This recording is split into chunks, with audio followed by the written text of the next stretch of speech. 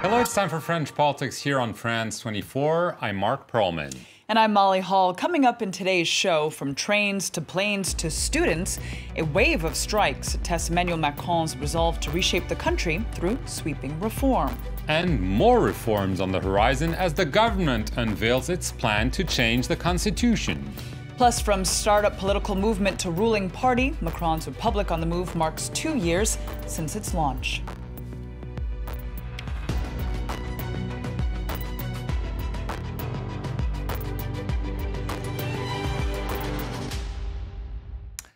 By vowing to reform France in a hurry, President Emmanuel Macron knew he would ruffle feathers. He defied the odds, however, and was able to push through a labor reform last fall without protest.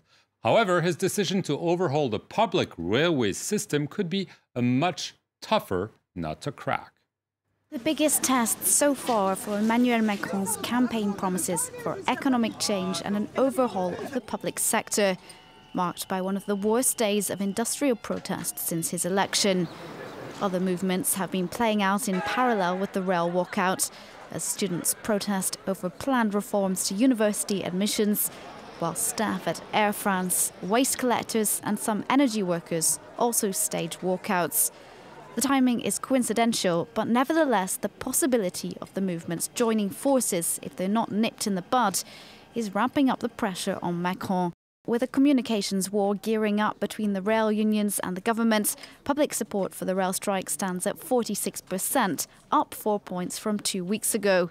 Analysts say any compromise from Macron at this point would considerably weaken him politically, and that the government's best bet is to divide the unions as they see which ones are prepared to negotiate.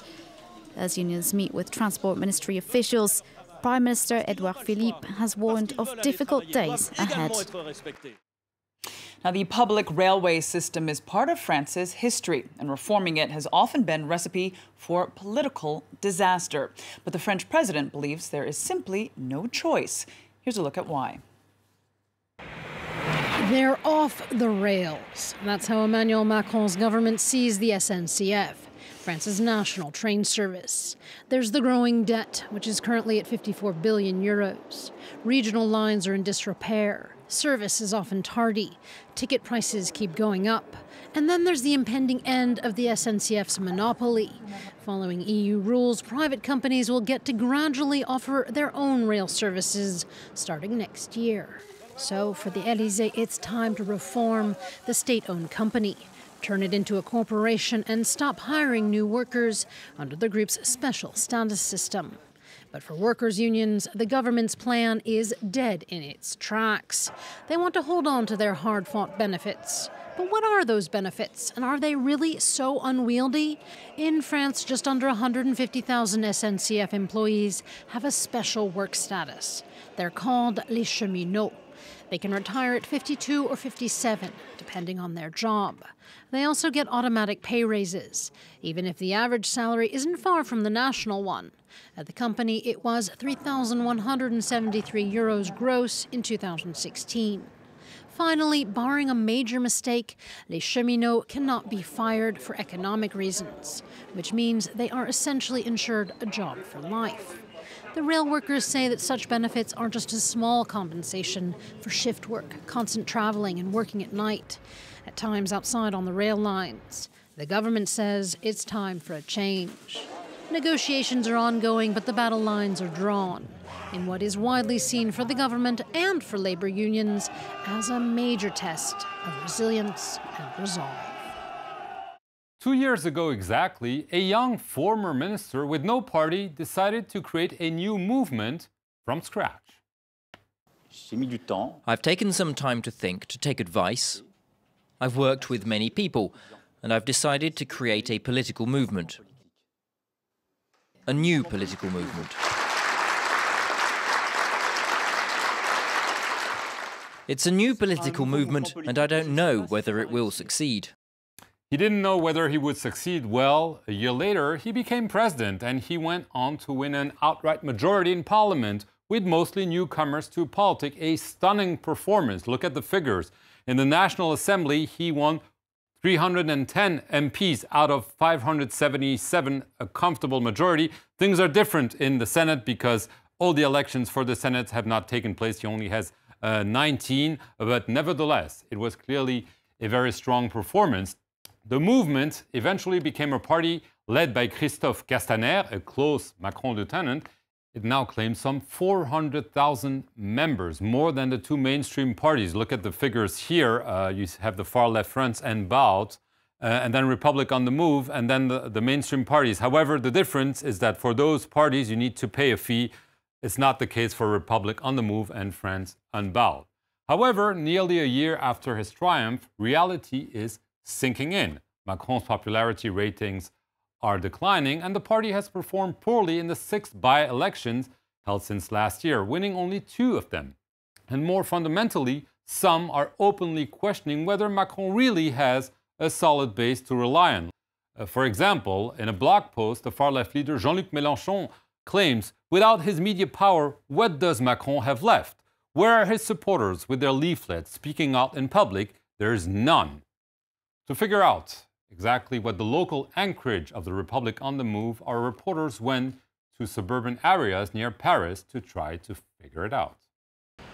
A cleanup operation with Pascal Coupé at the helm.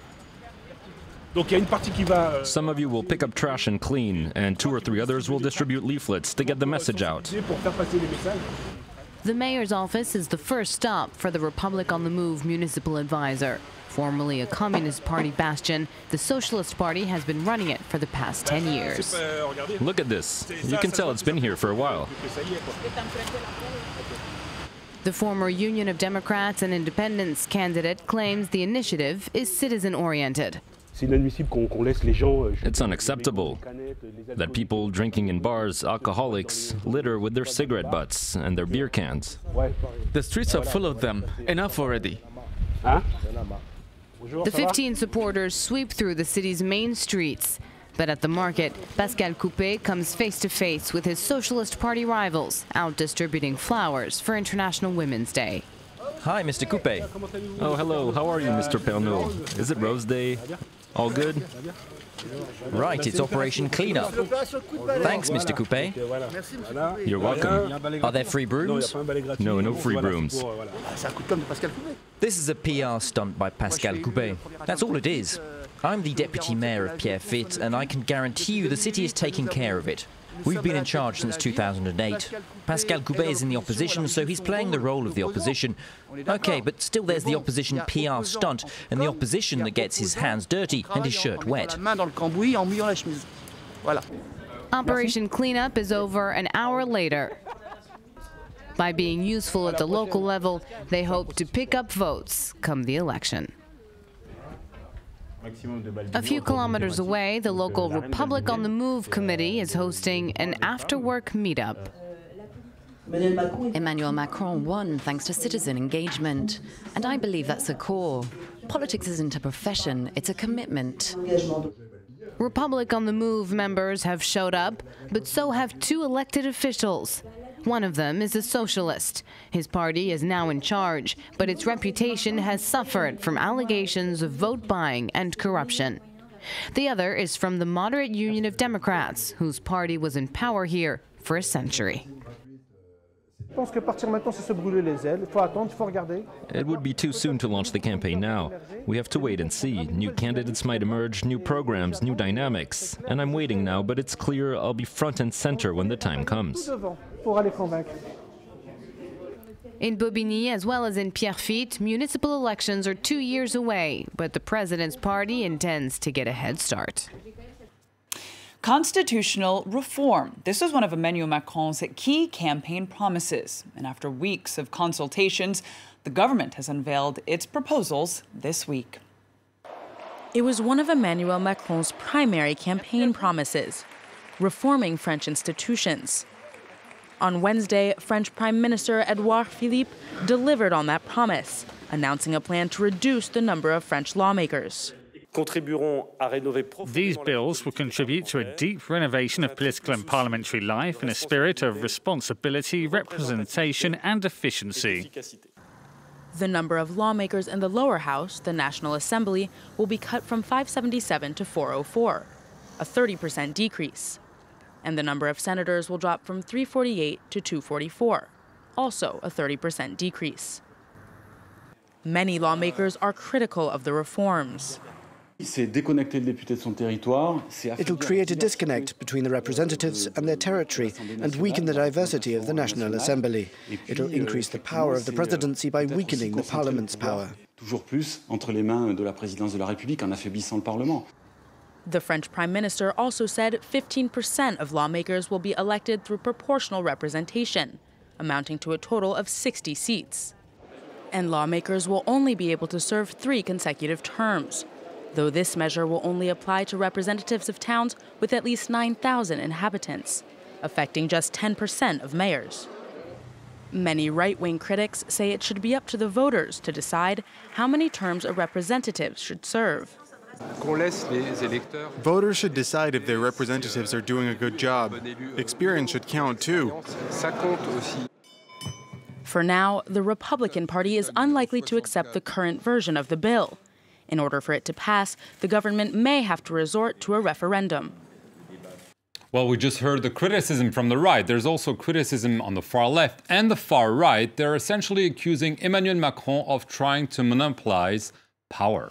That's right. Now, in order to be adopted, this reform will need to be approved either by 3/5 of both chambers of parliament or through a referendum. And in both cases, there's no guarantee Macron will prevail.